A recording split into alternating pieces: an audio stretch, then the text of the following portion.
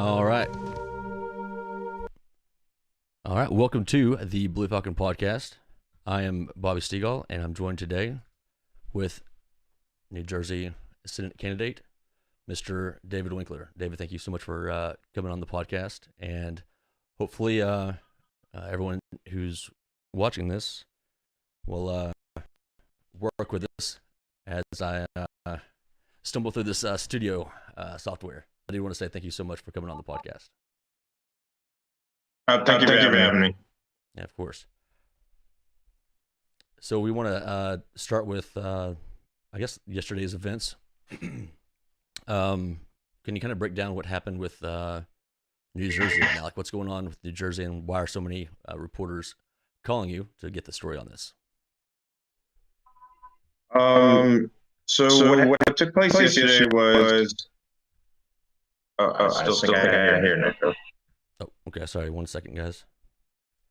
All right. You should be good now. All right. So what took place yesterday was I went down to the Stop the Steal rally over there in Bedminster area.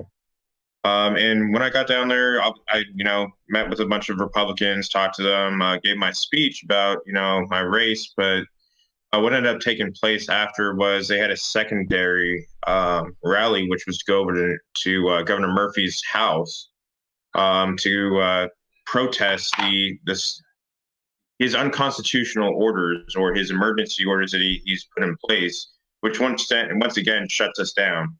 1 in 3 businesses in New Jersey have gone under. We're looking at, it's probably going to end up going up to about 2 out of 3 businesses are going to see the hurt from the coronavirus. So I attended the second portion, or the second rally. The interesting part is we had over 100, I would say over 100 trucks and cars on the way down, with Trump flags and all that stuff on the way down. I would tell you, in his area, it just, I think it gives like a feeling that something is wrong here in New Jersey when it came to the voting anyway in 2020. We were met with such positivity from the houses and the people around. They would come out of their house, wave us down and smile and wave and nod. I even had a once in a lifetime experience. I had a lady when we were stopped at a certain point, and I kept hearing this flute. I was like, does anybody else hear a flute? And I kept hearing Yankee Doodle. And this woman literally came out of her house and was playing the flute and playing Yankee Doodle, walking up to us. And she was like dang near in tears because of the, just seeing a bunch of patriots willing to go down and challenge Murphy on his shutdown orders. And I thought that was one of the most amazing things I've ever seen. So we pull up, we get there. About 40 to 50 of us that were out of, I would say what I saw was over a few hundred, so about 40 to 50 of us went down to Governor Murphy's. We started approaches the road into his house. We were immediately met with a police barrier. And the police were like, no, you can't go down here because DPW is doing a leaf cleanup. And you could tell when people are actually cleaning up leaves versus like just standing there and BSing. Like, these people weren't cleaning up any leaf. Like, they were like literally just standing there with like one guy with a rake, and they had a DPW truck, and then it was all the cops towards the front. Like, and I'm like, you're not fooling anybody. Like, nobody's cleaning up. You don't even have a leaf blower. Wow. Like, you have a guy with one rake. And so something seemed off about it. So, I approached the cops and all that, and it was a different story. It was more of Governor Murphy fearing, because the first line of defense was the city and local PD. The state police were at Governor Murphy's house. And, the leadership of the police there, came over to me and was like, hey, you look like the leader of the crowd. If anybody passes these barriers, we don't want to arrest you, but we're going to have to, arrest anybody that gets by these barriers, because we're nicer than the cops that are behind us, which are the state police. And at that time, I was like, you know what? We'll do our peaceful protests outside these barriers, and we'll respect the will here of these police at this time, right? Because I'm like, hey, you go past there, I mean, we're already Republicans doing a peaceful protest, so anything that we're automatically scrutinized as some sort of far right movement or something crazy, even though we're just patriots that just want to keep our businesses open, and we're tired of people's businesses going under, families facing possible eviction, people fearing possible homelessness off of this. Like it's serious. It's not a game. We weren't down there to scare Governor Murphy or anything. We're there to say, hey, enough is enough with your orders. Start allowing these businesses to stay open. And things got testy and things got heated, obviously, between our people, because they felt like the road should have been open for them to go down to Governor Murphy's house. The interesting part is they have protested about 6 to 8 times. So it kind of, brings wonder to why now all of a sudden the road is closed to the conservatives. You might want to repeat that. Was that, sir? I think you cut out just a little bit. Yeah, so I was saying, the road was never closed for the last 6 to 8 times that these guys went down there. So all of a sudden now, I mean, with the road closed, them, acting like they're picking up leaves, it just begs a question, like, are you trying to stop the First Amendment rights of the people here? And, just kind of, ignore us as conservatives. And it was an interesting tactic from the police. We were on a road that was pretty tiny. And the police would keep driving backwards and forwards to that one road, or the one, the 2 lanes there. They would just drive backwards and forwards, and it was aggravating the crowd. So, I asked the cops, I was like, what is the deal with that? I mean, either you're going to respect the First Amendment rights of the people or you're not. So, I mean, I don't understand why you have to keep going through there, because eventually you're going to have somebody that gets annoyed and they stand in front of the car like, okay, we're trying to protest here. And then that's, after I left that event, that's what I heard transpired was a Proud Boy got arrested for just, sticking up and saying, hey, we have a right to stand here and peacefully protest. So what he did was stand in front of the cop car. The young police officer that I recognized beforehand, he's the one that tackled him to the ground, had his knee on his back and his neck, while a police commander was waving his baton at women and children. And there's a video of this that circulated online as well. Okay. Right and now. Yeah, it's absolutely crazy, but from the police response. And then, engaging the local leadership there, from the people of that movement, they're straight out lying. They're the ones that said, hey, they only had like maybe a dozen people there or whatever, but we had a legitimately sized crowd. Right. And my statement is what ended up going viral across the internet. So I went down there to support my people, because I believe leadership is engaged, and that we should be leading from the front. If my people are out there protesting, I should be out there with them. That's your veteran. And right. Obviously, it's also to keep cooler heads prevailed, and making sure that they stay on task, towards Governor Murphy, rather than allowing the narrative to get out, crazy and stuff like that. So that was why I was out there. Okay. Do you want me to pull that video up? Oh yeah, if you want. Yeah. Go ahead and ask us, or not ask us. Let me ask you exactly what happened to, I guess, get your involvement in this. How this march on the governor's, what is it called? March on Governor's House. What was the name of it?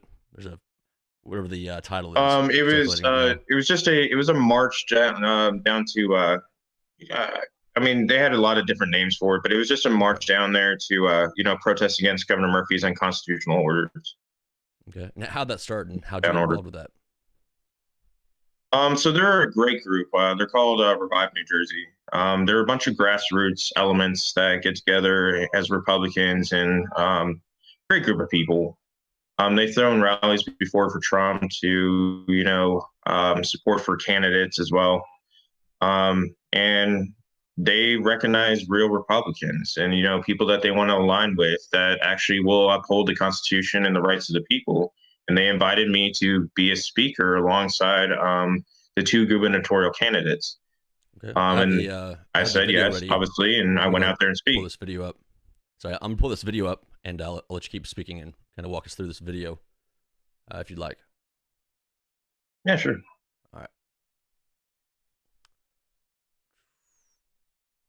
Says that.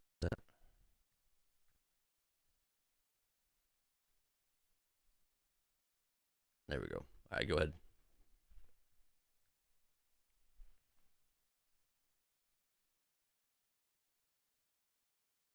You still there, David? Yeah. Yeah.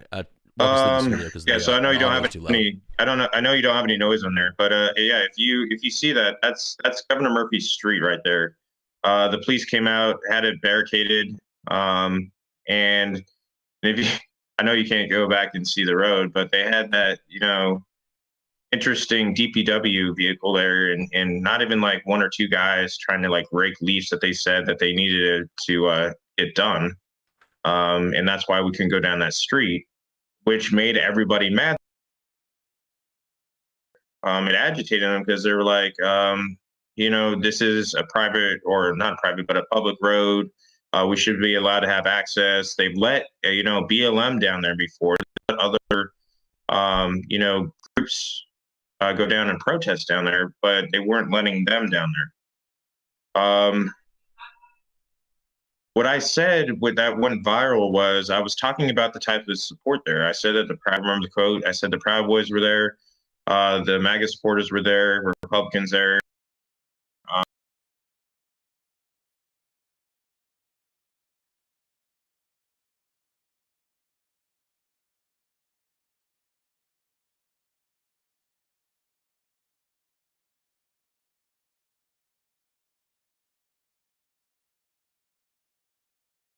Involvement from the youth all the way to the elderly of the Republicans saying, hey, you know what? Coronavirus has really hurt us as, a community, or us as, this county over here, this county over there. And it's time that we all band together and tell Governor Murphy after that incident. I think we all saw in that restaurant where Governor Murphy, and his family was out there eating dinner and all that and being snarky. Towards being snarky towards those Republicans that are like, wait, the hypocrisy here. Because the absolute truth of what's been going on is that he puts these orders in place, but he does not follow his own orders. It does not apply to even his cronies. My opponent does what he wants during coronavirus, including holding fundraising dinners for his own platform. Yeah, that's pretty convenient. So whenever you write the rules, right? You write the rules on who, and this is because I feel like this affects our elections. Democrats own my area of New Jersey. So the easiest way for them to win is to stop a Republican ground game. They want to stop us from being able to canvass, get out, talk to the people. So they want to keep us shut down. Because in my community, I'm always around, and it changes the dynamic of a whole election in a matter of I would say months, not even months with me. But it's going to change the dynamic. So he needs to keep me from getting out and talking to the people. And that's what I fear the most, right? Because if you have a voice, and for me, figuring out what the people need, so he can come in and play white knight. That's what he does. So he pays people's rent that can't pay for themselves through his civic association. He gives them food. He has a food pantry. So he plays that kind of game during coronavirus, rather than keeping the business open, because people are need. They need stuff right now. So of course, the opponent looks great. But what they don't realize is he's purposely setting them up in that disadvantaged spot. So they need him. It's abuse. So if you get a population to go ahead and have dependency on you, and there's no one else giving you another, you're giving people another option, right? I mean, no one's going to go around, at least I hope not, and say that the coronavirus or COVID isn't real. I think at this point we all know that it's real. However, when you look at the options as far as choices we make, the problem can't be worse than the solution can't be worse than the problem. And just as you said, these small business owners are struggling. And when you have a population struggling to feed their family, there has to be some decisions made, and this is a democracy.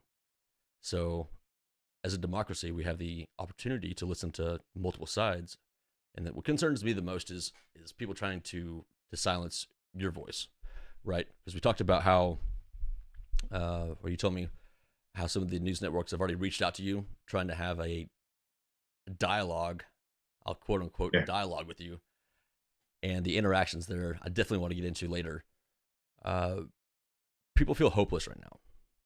People who are small business owners, and this message that I love about you, it's not about anything violent. It's not about anything that's fear, raising fear.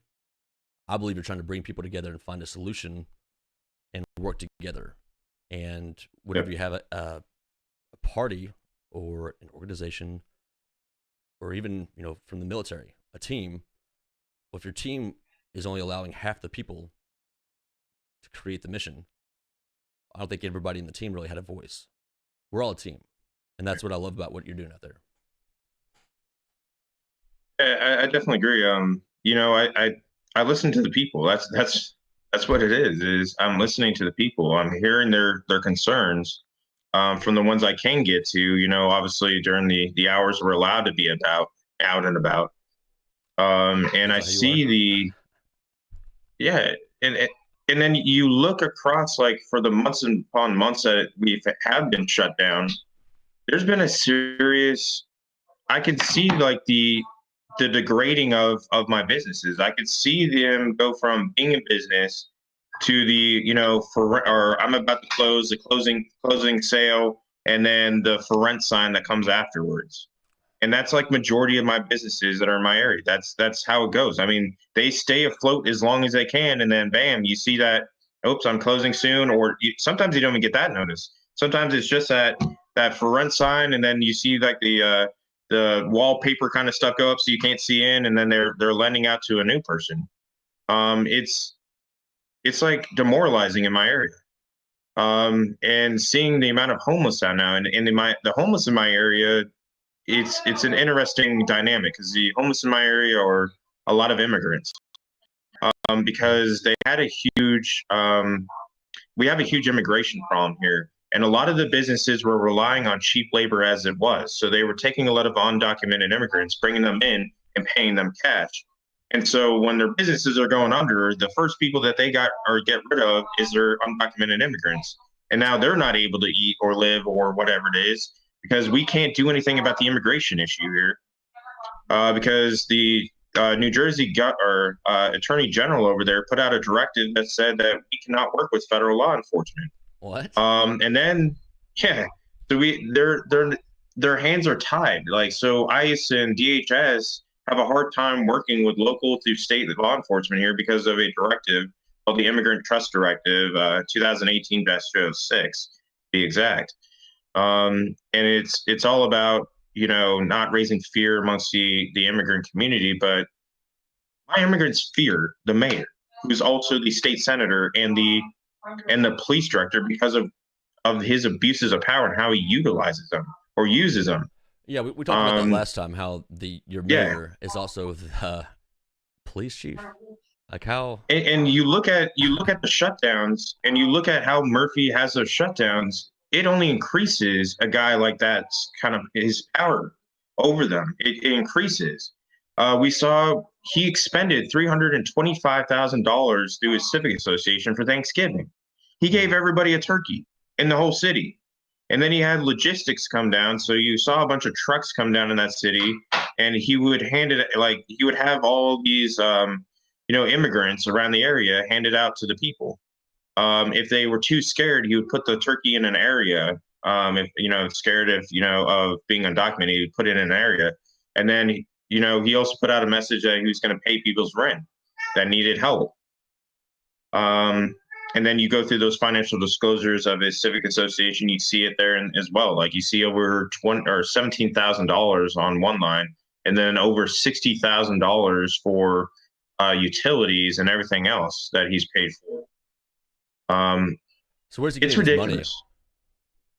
So it's a civic association that's tied to, he keeps it separate from his campaign finance So it's aspect, a but he super PAC. uses it. Yeah, he has his own little pack, and it's interesting because in 2012, there's actually a video that circulates around YouTube that they tried to take him to court, or Brian Stack to court, and say, hey, his civic association is not acting like a 501c3. It is acting as a political PAC. And then in those filings on those 990s, you see, salaries that are absolutely ridiculous for those board members. You look towards it now; he kind of fixed it up a little bit to where he's not paying people to be a part of the Brian Stack Civic Association, but you still see the way he utilizes funds, and it's literally that way. Is hey, I'm the nice guy here. I'm going to pay your rent. I'm going to do this and that, and it's like the hero complex, while the city is actually like Gotham. Right. It's the infrastructure is crap. I pulled up this article from the Daily Wire about what happened yesterday. So let's go over that real quick. Okay. So this is from the Daily Wire, and I guess it's supposed to come out today, right? Oh yeah. So yeah, the Daily Wire. I think they published it maybe a few hours ago. Is that the picture of Governor Phil Murphy? Yeah, that's Governor Murphy. They put a good picture there. That was really nice of him. Yeah, he doesn't usually look like that. Yeah, I hope he doesn't walk around like that. It's a scary face. But he doesn't wear a mask, so I guess we would know that. But we have what kind of stuck out to me is how not only the Daily Wire, but Politico, you mentioned earlier, is doing this story. So why do you think that Politico and these other news networks are tying you to this event? Because there's well, so Politico tried Politico tried the racist card, right? They tried a race label, but the reporter that they sent to me was a guy named Matt Freeman. All right, Matt Freeman is a white liberal. Did not do his homework on who he was talking about or who he is talking to. So he started off was like, what does the Confederate flag mean to me? And I'm like,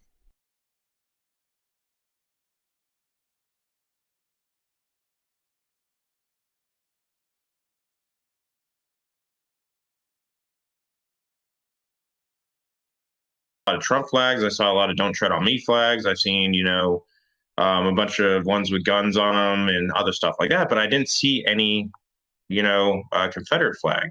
So I was like, can you point me in the area of where to look to where that was at? And he was like, there's a 16-second clip of that my camera crew guy caught with a drone. And you see like the above footage of those people around Governor Murphy. Take a look at it, and what I saw was there was a kid there with a Confederate flag hoodie. And I was like, okay, well, I still don't understand. And I was like, now that I see that, I was like, okay, I still don't understand like how you're tying me to anything of racism or racist or the possibility of being racist. I was like, do you even know what skin color I am, or do you even know anything about me? And he was like, well, no, I don't really know any of that. I just know that you were running for Congress at one point. And then, you've been around the political area. Now you're running for Senate or state Senate. So I'm like, well, let me introduce you to me. I'm a Black Latino conservative. To myself. Yeah, like I'm a Black Latino conservative. I stand against, discriminatory acts, hate, all, pretty much, I work with inside the social justice realm. I stand for things like criminal justice, and, police reform and stuff like that. Obviously common sense based, right? But I was like, but a racist is something that I'm not. So, and he was like, well, why? He played a bunch of hypotheticals. He was like, well, would you care? Black? What do you mean? And I was like, okay, well, he was like, hypothetically, if there was a KKK flag and all that, I'm like, well, hypothetically, if there was Batman there at my event, I'm not playing that event. I'm not playing hypotheticals. Like, I can't tell you, I can only tell you what took place there. And I will tell you that none of those people there are racist. There are a lot of hardworking Americans that are just tired of being shut down, not being able to work, not being able to feed their families. And that's what that event was about. And I was really frustrated with this reporter because he kept highlighting that part, but not the highlights of the efforts of these people that came out there to stand up to Governor Murphy. And he kept straying away from it. That's not an easy thing to do at all. And then when I did bring up, they've been through to do that. Yeah, and when I try to bring up the journalism aspect, I'm like, how about you actually do journalism here? I was like, I can show you. I was like, and I actually told him, I was like, hey, come down to my district, come down to my area. We'll walk the street, and I'll give you some real good articles to write here, because then you'll get to see what we're experiencing here. And he laughed at it.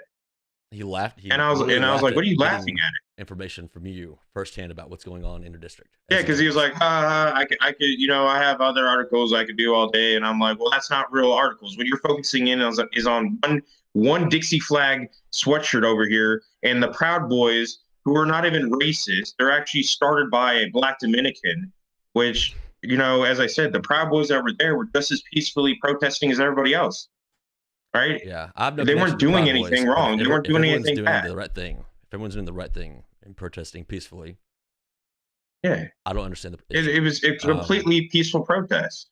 Let me pull up this article real fast from Politico. This is from June. Here, I'll just pull it up. This is June 8th. So Murphy walking a tightrope between encouraging activists, maintaining public health. So it kind of gives the gravity of the situation. Of course, we are all familiar with what was going on with the protest, and and here, what kind of stood out to me is Murphy's appearance at anti-racism demonstrations of the weekend created a double standard in New Jersey's enforcement of his May 22nd executive order, which included, spreading super spreader events at large community gatherings with more than 25 participants. That's from the GOP. Well, if this is in June, this is basically 5 months this ago. is common. And what upsets me the most this is about common. this, welcome to New Jersey. Dozens of businesses have been cited for failing to adhere to Murphy's directives and the leaders of at least 2 anti-lockdown demonstrations in April. So what worries me is that you guys aren't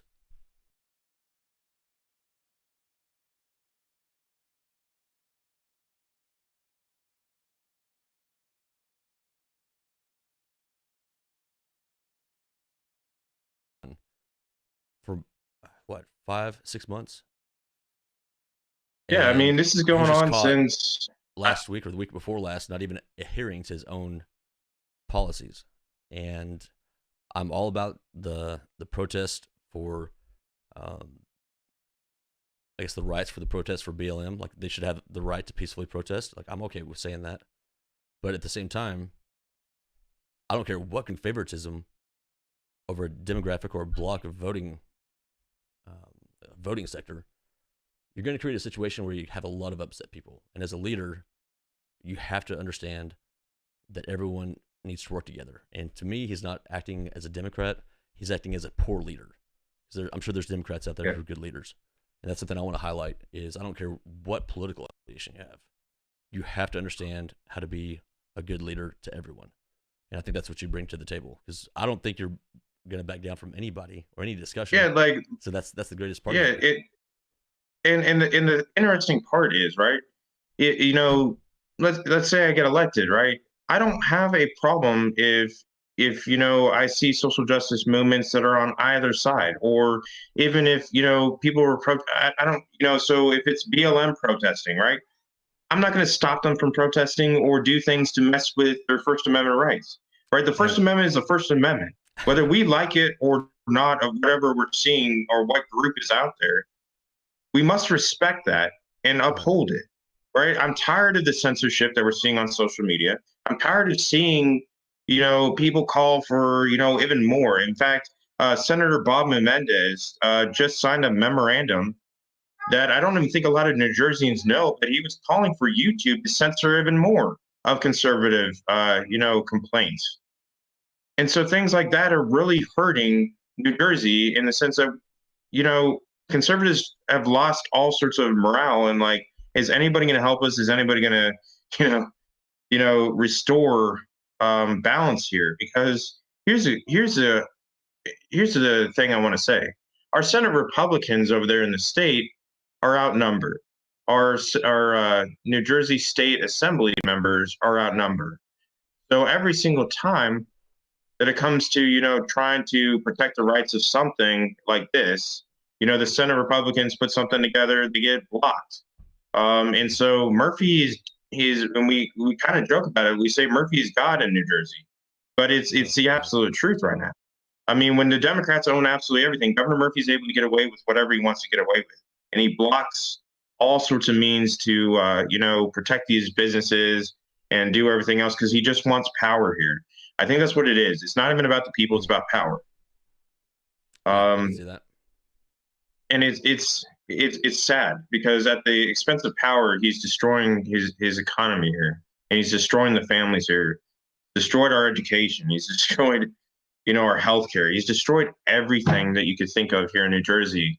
And yet it's so polarized here where people will be like a Murphy fan, even though there's nothing to like about Murphy. It's like, I must go Democrat. And it's insane indoctrination just to be like, hey, I'm going to be pure Democrat or I'm going to be pure Republican here, instead of having common sense and really looking at your candidates and saying, hey, who's here to be the best option for, or as I would say, best qualified for the position there. And we need to get away from that because we are really been stagnant for about 40 years in my county. And that's just due to circulation of power. I mean, when your mayors have 5 public offices that they hold, from being a mayor to your own police chief, to your own fire chief, to, your own urban director, to you name it, they just make up, positions to go ahead and hold. And that's just the way, and then when they get old enough, they just get it to the next person. And it's frustrating. Even as much as I joke, I haven't seen anything like that, except for the times that I was overseas, where I've seen that kind of abusive government, and corrupt government. And that's what this reminds me of. And I think it takes a veteran's touch to stand up and say, hey, you know what? Enough is enough. Like, you will put the people first. What's funny about Politico is, oh, sorry, go ahead. Oh, sorry. What I was saying, what was funny about the Politico phone call this morning was I brought up my opponent's 2019 sexual assault allegation that was in civil court for this last year and some change. And I was like, why aren't you worried about my opponent's, sexual assault? And the guy started laughing. He started laughing at. I was like, what are you laughing about again? I was like, this isn't funny. A woman got sexually assaulted. And he was laughing, and he was like, if this is true, send it over to me. I was like, there's litigation out there. All it takes is one attorney to open up the, electronic system where you can see all the file, litigation, and you can read it. Like, he knows how to do that. Yeah. I mean, I would hope. And it's interesting because I was like, when you look at it, and we've already broken it down. So I told him, I was like, look, when you look at his sexual assault allegation, he's not named in the actual litigation, but you can see what he did in there. But it was against the Board of Education. This is where it got really interesting, where I told him, I was like, you may want to do your journalism, because what we're finding is that the taxpayers paid his settlement to this woman through the Board of Education funds. And he was like, oh, he's like, I've actually heard about this. And I was like, so why'd you lie to me in the first place? Tell me you didn't hear about it. Now that you heard about it, you're still laughing and still not wanting to do anything. So is this about journalism, or is this just about painting a picture that makes the left look good and bashing the right rather than doing your job? What's the journalists have to win from that? Like, what's his I don't get it. It's like journalism is loyal to a party rather than loyal to actual journalism, actually doing what press is supposed to do, hold people accountable. They're not that fourth estate that they're supposed to be. They're not the watchdogs anymore. It's literally these opinionated people, because the majority of those articles written about me today that came from the left were opinion based. None of it was really fact. They didn't want to hear none facts. of them had an awesome podcast and had you come on and explain their side of the story. Well, That's I mean, unfortunate. and you are absolutely amazing for doing this. I But appreciate I will that. tell you, You're the like, one it putting was action behind it. frustrating to see my name tied to like, the Dixie flag, to you're racist. And I'm like, I am a Black conservative Blexit member and Lexit member, and I stand against anything of racism. So you can't. I was like, you have to be careful with this slanderous type behavior just because you want to suit a political talking point, and you get kudos from your Politico boss. Because Right. I told him straight out, and I'm not playing games here. You slander my name or you slander those people's names and tie it to racism. And I told him straight out, I will make the Covington's kids case look tiny compared to what I'll do to Politico. I Right. don't play defamation of character games. I served this country, and I served honorably. I've helped, and it's the same thing with Easter, and I thank you for your service as well. We liberated, a country or two countries from tyranny. We know what it looks like. And I think they, really think that they could pull one over on me. Like, I'm not going to see what oppression and tyranny looks like from a government. And thinking that I'm going to sit back and allow it to happen to my people in New Jersey. I'm just not going to do it. I think, that saying of lead, follow, or get out the way. I'm here to lead. Right. Like, that's who I am. Like, you either lead or you get out of the way. Just leave the office if you stop caring about the people. Like, just go. Like, why are you 80 plus years old? Don't care about the people. You still care about a salary and money. Like, what are you doing? Well, Um, I was trying to find this video that you had because I definitely want to highlight. I'll pull my camera over here. Sorry, I want to highlight what and you're doing with the on the ground with the grassroots movement that you're doing here, because a lot of people, and you and I can relate on this, talk about doing things, and for the military background, of course, everyone's the best at everything until it comes down to the PT test, right? Or it comes down to the actual gun range, right? Everyone's an expert until the proving ground comes to play. And when the proving ground comes to play in the real world, just as if, I guess similar to the military, it's all about how much you trained for it. So, what do you think that sets you apart from your competitors? And I'll call them competitors. I don't want to say they're necessarily your enemies, because I want to keep the talk positive on this. But you've been having these conversations with business owners. You've been having the hard talks, the emotional toll, the weight that you feel on this.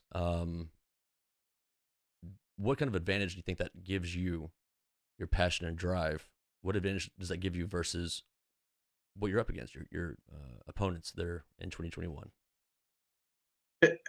this is what I think the advantage is, right? Or if I'm going to be quite honest, when you listen to the people, right, and you actually get what I would call that bottom up feedback, which I think we talked about this last time, which is not really, I'm not putting it in a sense that there's some sort of chain of command aspect or rank structure. What I'm talking about from bottom up feedback is you talk to your people, and as a representative, that is how you translate into policy, by listening to them, not creating your own selfish needs and wants that are, tone deaf and not working. Like, I actually legitimately listen to both sides of an argument. I am not one of those Republicans that will shy away from a Democrat. I will go over to a Democrat and I'll have that conversation with them. Whether you are that moderate Democrat all the way to the progressive side, independents, I listen to them as well, like the libertarians. And then even from the conservative side all the way, well, I try not to go all the way out to the Tea Party side, all the way to the right. But I listen to everybody, and I sit down and I'm like, all right, let's come out with that pragmatic, common sense approach to this issue, weighing all those options. So, pretty much what we did in the military. It's that kind of approach, and then I go ahead and I fight for it. One of the biggest things here is that every single place I go is immigration's an issue. I can't get my visa fixed. I can't get my green card issue fixed. I can't get this or that fixed when it comes to immigration. And so I'm like, okay, of course that's going to be a priority for me. So what I did was set up citizenship drives where I gathered attorneys from around the United States that are willing to help out with this issue specifically here, and keep that trust as that AG said. But I'm literally trying to build that relationship with my community and say, hey, look, I'm not a Republican that's here to deport you or act, some sort of craziness with ICE or anything. What I'm here is to work on real pathways for citizenship for you. So we're going to sit down, we're going to fix your issue, listen to you individually as a human being and your family, and we're going to try to get this thing fixed. Because the sooner we can get it fixed, the sooner you can participate in the economy and you don't have to worry about anything.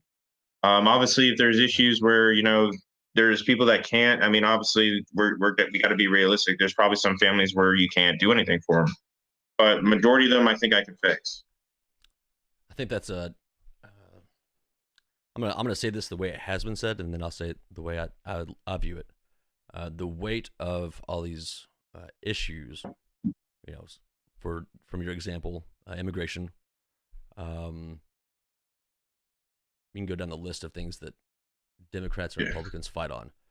Those issues aren't Republican and Democrat issues. They're American issues. They weigh on everyone's mind, right? And so it's to the point where it'd be nice, crazy theory, to promote and help people that are trying to make a real change and a real difference, listening to all sides. There's not two sides to any story. There's always multiple sides. There should be at least three perspectives, right? One person, and the person watching the two people talk. So there's always at least. I always describe it as a coin. I always say there's two sides. There's actually three sides to a coin, right? So you have the heads, the tails, and then when you turn the coin sideways, there's that little piece on the side, right? I always use that. Yeah. Well, that's pretty clever. Did you think of that, or is that somebody else? I'm kidding. No, somebody told it. It was an old senior NCO, like an old Vietnam era that was before he got out. But speaking of that, the gentleman that sang the Amazing Grace, I tried to find that video so that we could have that to play here at the end whenever we decide to, I guess until we decide till next time. But where can I find that video of him singing Amazing Grace? I have it on Facebook. I think I put it on LinkedIn. If not, I'll put it on LinkedIn. But yeah, that guy was absolutely amazing. Brought a lot of people to tears. I mean, the guy's a double amputee, Vietnam vet. And just an amazing conservative to be around, or amazing person in general to be around. Right. But he was like, his message was strong and clear to the conservatives here. Like, you must stand up and fight if you want to protect your constitutional rights and your freedoms. And I absolutely agree, because that was my message at that. If you remember my speech or saw my speech there. Yes, I did. I gave a speech about freedom is not free. It is literally paid and by the blood, sweat, and tears of those who paid the ultimate sacrifice on battlefields. We can say here domestically, and foreign. So we have to really, we can't take everything for granted, right? And we can't sit here and act like the price of freedom is just something we can blow off. And so every decision that we make should be weighed against, what was the sacrifice for this, And so what it pains me is when we keep handing the government back, certain freedoms, rights, and liberties freely after knowing what the cost was to even, to have these freedoms. So we see it with Second Amendment. We're seeing it with First Amendment. We're seeing it with just even these shutdowns, these emergency orders, the way that they're implementing it. It's like we forget who we are as America. And so I just think, as I said, I'm one of those that's just going to stay in this fight. I'm going to continue to fight for the people in New Jersey. They're not used to my style of fight. I guess they're not used to seeing somebody that's not going to back down to Governor Murphy. He can't intimidate me, and neither can these New Jersey Democrats. And I will say this when it came to the Stop the Steal. Governor Chris Christie, or the former governor, does not speak for me. Yes, all right. And I will never allow that former governor to speak for me. Can we hit on that point really hard? Because I'm sick and tired I'm sick and tired. Well, it's 2020. I'm sick and tired of a lot of things. But let me tell you about this other thing real fast. Associating myself, or in this instance, you, to Chris Christie or somebody else, and trying to align them with your beliefs, like, we got to stop that. Like, don't say that I am just like this other person, or I believe things that Shapiro, like Ben Shapiro. When I hear people call me Ben Shapiro styles of debate, I'm like, no, Ben Shapiro and I have a lot of differences, and I don't like being associated like that, because I actually have a different belief set than Ben Shapiro. Yeah. And it'd be nice if when we have a discussion with somebody, we're all at a clean slate, right? If you're gonna have productive conversation, you can go in with your presumptions. I guess you can go in with, this guy's probably gonna disagree with me. Well, I think but it's good to be quite honest, or slate. Yeah. What I was going to say, to be quite honest, what I'm offended about was the articles on the bottom, right? So when you read those articles, talking about the Stop the Steal, it just because it's New Jersey, they put Chris Christie in there, and his quote of, Trump's administration legal team is a national embarrassment. First of all, you don't speak for me, and you don't speak for the administration, or you don't speak for our Republicans in general. A lot of Republicans here don't like him, right? What Chris Christie represents is the selling of Northern New Jersey out to the Democrat Party, because he acts like we don't know what he was doing. There's a video right now, by the way. Yeah, there is a video of Chris Christie hanging out with my opponent, and my opponent endorsing Chris Christie back in 2012. That's odd. This is at the time where my opponent, decided to get about $2 million fake grant, Port Authority grant that he put into his budget, that the money's still not been found of where he got it from. And Chris Christie shied away from that press conference, didn't even want to address, Brian Stack on that, and his $2 million he randomly got. And Brian Stack himself shied away from it. But it represents these shady deals that he's had for decades here of New Jersey politics. When I look at Chris Christie, it reminds me of like the Boardwalk Empire / mob mentality here. And I do not associate myself with the Chris Christie types. I'm a very straight and narrow guy, which means that I'm here to fix things for the people and undo the harm that a Chris Christie did here. As well as you look at the Murphy types, you look at all these other people that have been around for decades here and have not done anything but circulate power here. It's done. It's over with. The people here are going to speak in 2021. And as I said, I'm not intimidated by Chris Christie or his little goons.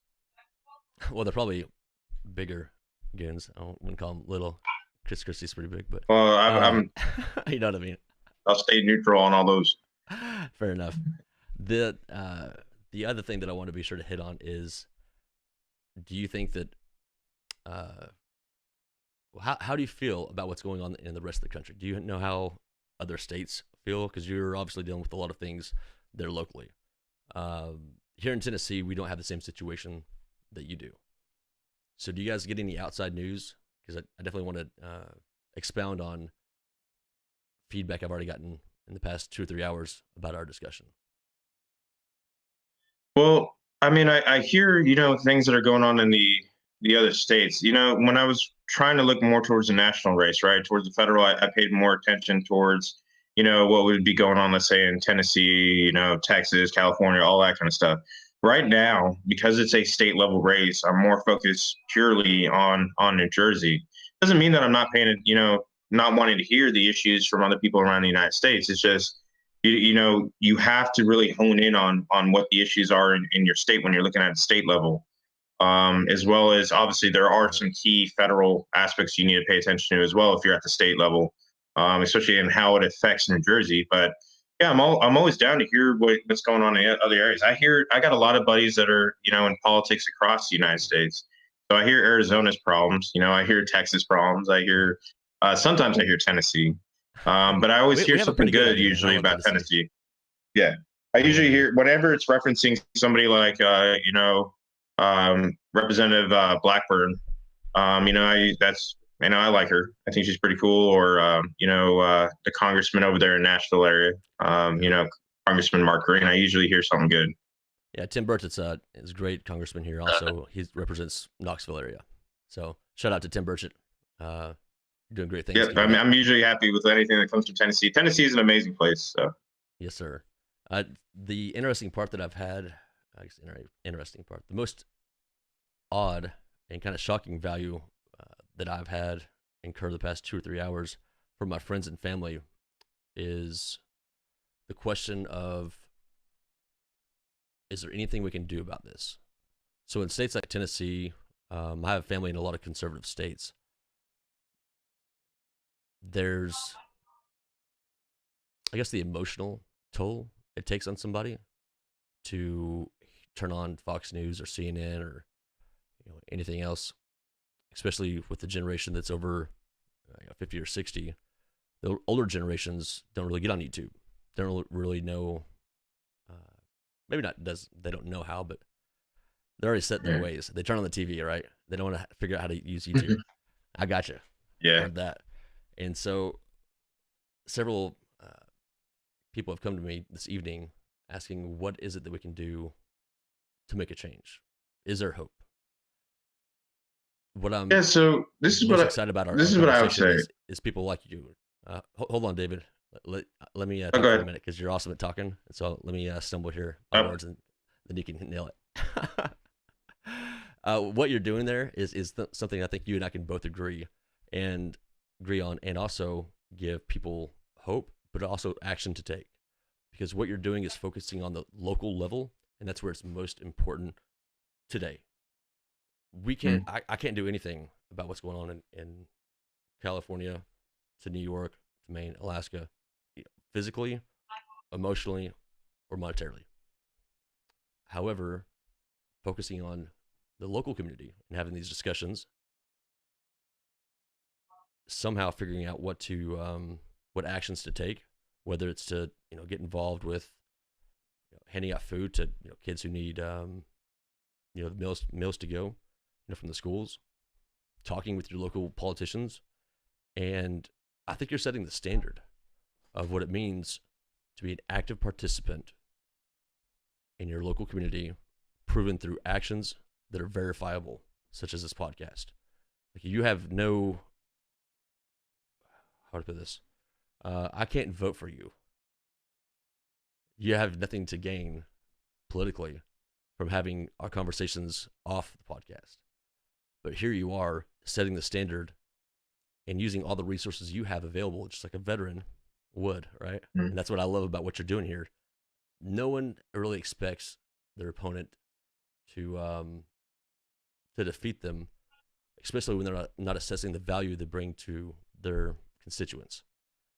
And you're using all your resources that you can.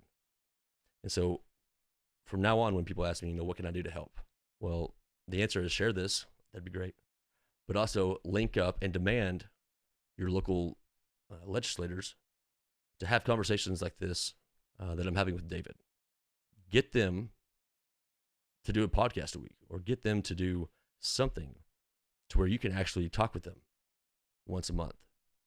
I mean, I don't know about you, but if I have somebody working for me, it'd be nice to get a report or like a little video, like, hey, I did this month, or yada yada yada. With all the technology we have today, there's no excuse for someone not to take time and address as many people as possible with the way we have technology. So you're setting the standard. Keep it up. And that's my soapbox, and I'll give it back to you. Oh, thanks.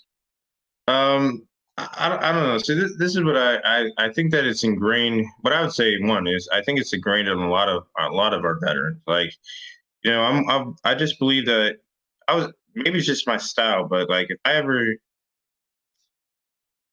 like, I'm the type that's just going to get in the foxhole with you, and we're going to figure this kind of thing out, and we're going to come out of that foxhole, right? We're not coming out until we figure this thing out, right? And whenever somebody like gets demoralized or they get down, I'm that person that will like grab them by the dang, shoulder and say, hey, you know what? You've taken that 5-second break. Get up. Let's go. let's figure this out and let's get it done, right? And it's kind of the same thing here. You're going to have demoralizing aspects here. You're going to have some wins. You're going to have some losses here when it comes to races. And how you bounce back to me is truly that character. It's that character. It says, are you going to give up?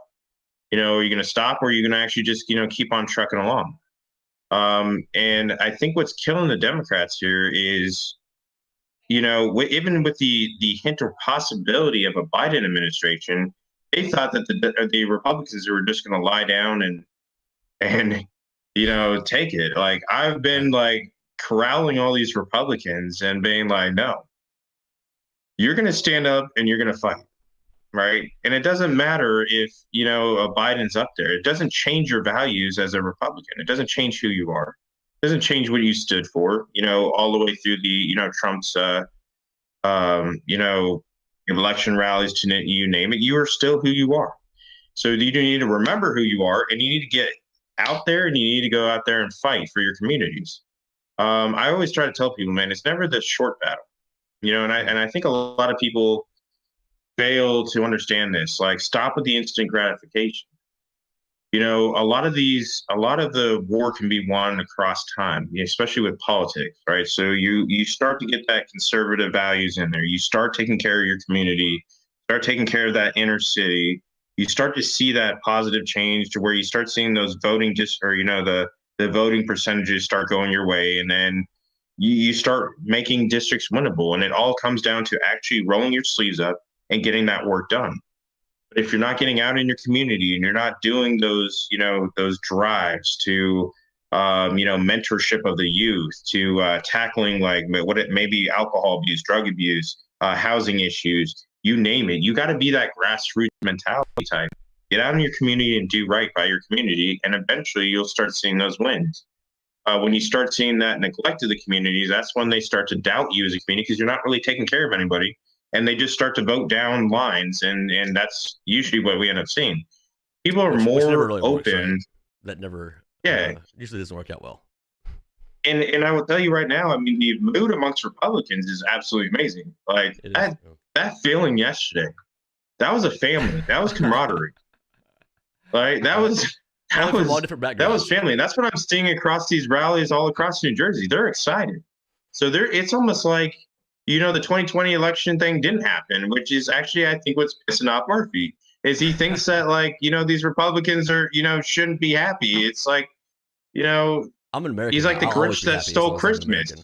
It's like the Grinch that stole Christmas. Like, why are these guys happy in Whoville down there, as Republicans? You know what I'm saying? Like, right now. And we're all happy and smiling, and he can't steal it from us. And I'm like, eventually Murphy will have to grow a heart and up and lift these shutdowns.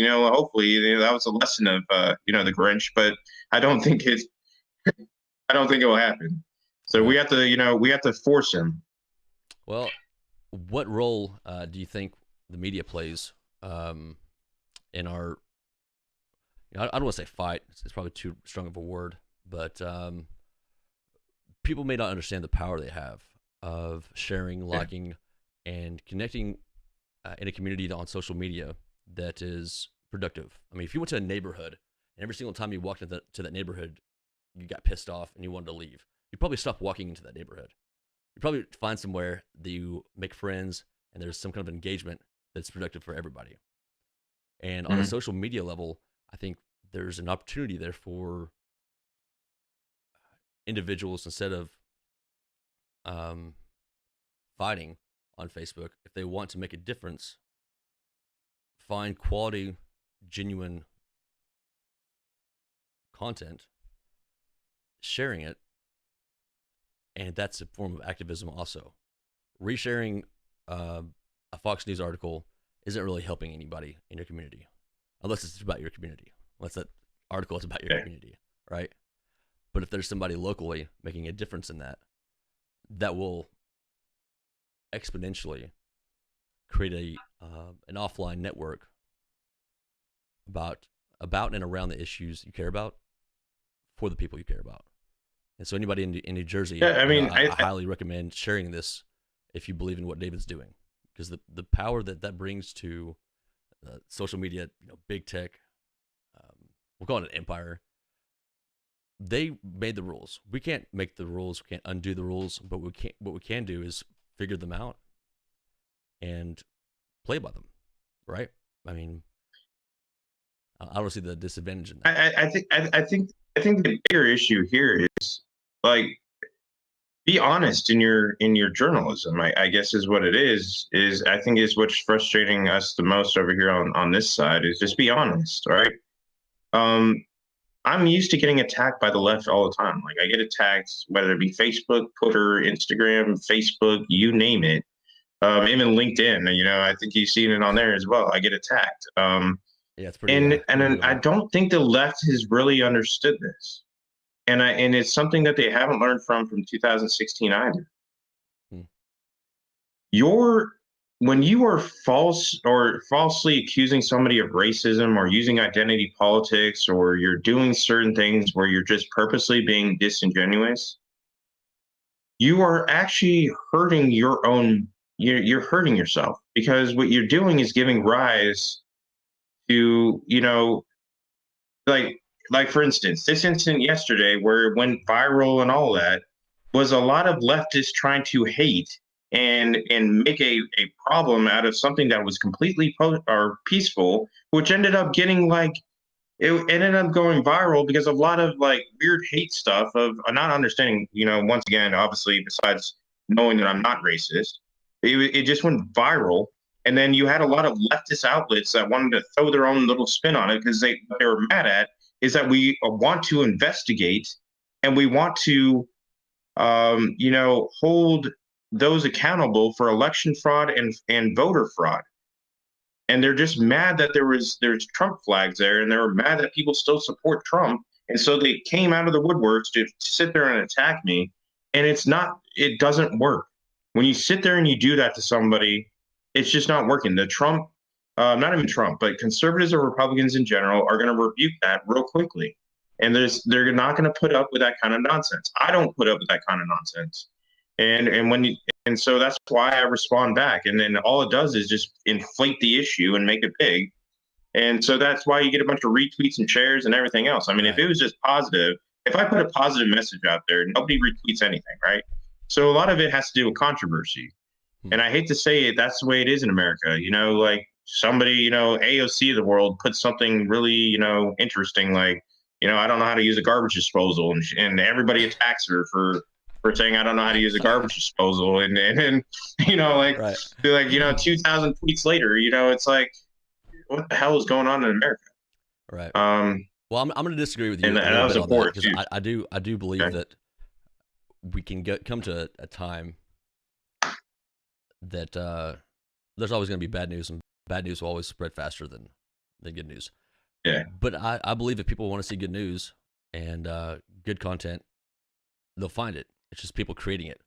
And if you're just back to the journalism thing, if you're creating content or writing articles just to call somebody and try to hate on them, first off, I'm sorry. Whoever that journalist is, I can't remember his name, dude. I'll be praying for you. Matt Freeman. Matt Freeman. Not afraid to say his name. I'll be praying for you, Matt. I hope that you find solace and some kind of happiness in your life, and that you encourage others to stand up for what they believe is right instead of trying to cut down someone who's doing what they believe is right. So, or believing what you see is right. So the content of America right now is full of hate.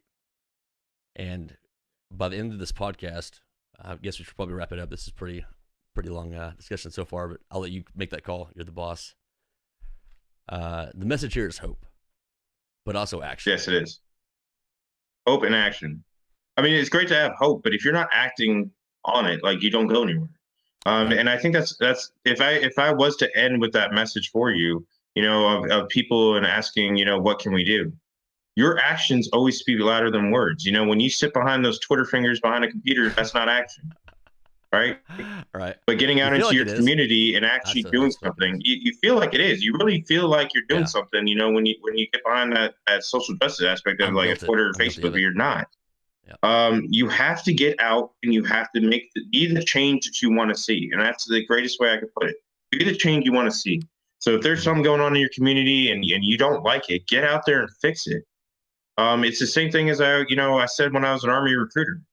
And one of the biggest things was ISIS at the time. There was a lot of people that wanted to, do something about ISIS. And I was like, if there was something that you wanted to do about ISIS, the biggest way to do it is be the change that you want to be, right? Obviously the U.S. Armed Forces is there. Be the change that you want to be. Earn the title of whatever it is that you want to earn and go be that change. And that's one of the reasons why I joined the military. I wanted to be that change that I wanted to see, within the world. And I did so as a Marine and a soldier. And I think that it's doing the same thing here, getting people to understand that if it's an education issue, you got to get out there and fix it. You got to, or have the conversation. Whatever kind of, I can just bring up issues all day. Whatever it is, get out and fix it. And back to the military aspect of it, not everyone has to be a leader. And I think that may be something else that, in the military we learned is oftentimes, hopefully, there's only one person calling the shots. Yeah. And that's usually how the mission rolls. And it's essential to know your role within that. And the beautiful thing about being a civilian and a citizen in America is you kind of get to pick and choose what team you want to be on and which leader you want to follow. And David, I will follow you anywhere, brother. I'm on your team. Same thing, man. So the EODs. So there you go. Yeah. All right, we'll go ahead and because I'm not leading the way, over there. I'll let EOD lead the way over there because I don't know my way around the an IED really well. So thank God for you guys every day. For not knowing your way around an IED, you're dropping a lot of bombs right now. So keep up the good work. Look, I believe in what's called repeat. So for all my artillery guys that may be listening, I definitely believe in, my call for fires, and I will repeat all day. In fact, I'm saying it over the radio right now, which is probably not a good idea to say repeat over a radio. I know some of my artillery guys will get mad at me. Oh, that's actually a good point. But, instead of saying that word, we'll say please share, like, comment, and anybody else who wants to actually be a guest on this podcast or have a panel discussion, I'm going to be using this platform to make more of a difference in the areas where I can. David, I hope you come back on the podcast soon. We'll talk offline about the next time we can get you on here. Keep up the good work in there in New Jersey, and I'll let you give the last word, and we'll sign off of here. I just want to say thank you again, sir, for having me on there, and I'm just going to keep fighting for New Jersey and keep giving them hope. And 2020 is looking better and better. 2021, is looking better every day. We got a lot of hope here that's turning to action, like as we just talked about. And look forward to talking to you guys again. All right. Well, thank you very much, David, for your time. God bless America. Everybody stay safe, stay hopeful, and take action.